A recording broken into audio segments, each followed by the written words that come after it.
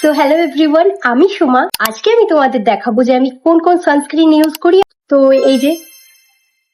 এই 4টে সানস্ক্রিন আমি এখনো পর্যন্ত ইউজ করেছি। ফার্স্ট আমি যেই সানস্ক্রিন ইউজ করা শুরু করেছিলাম সেটা হচ্ছে এই যে ডট এন্ড কিড সানস্ক্রিনটা। এটা খুব ভালো, অ্যাফোর্ডেবল, আন্ডার 500, পুরো লাইট ওয়েট। মানে যে কোনোদিনও সানস্ক্রিন পছন্দ করে না তার এটা খুব পছন্দ হবে। I love it, budget friendly.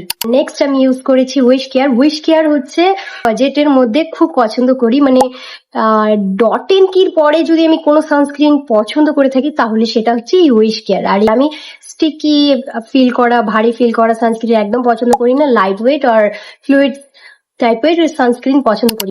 R next আমি ইউজ করেছি প্লামের সানস্ক্রিন, যেটা হচ্ছে কি বলে আমার একদম পছন্দ না। ভালো, ঠিক, আর এটা আমার হাজবেন্ডের খুব পছন্দ, কিন্তু আমার পছন্দ না। তো হ্যাঁ, এটা আমার একদম পছন্দ না, এটা একদম আমার জন্য নো।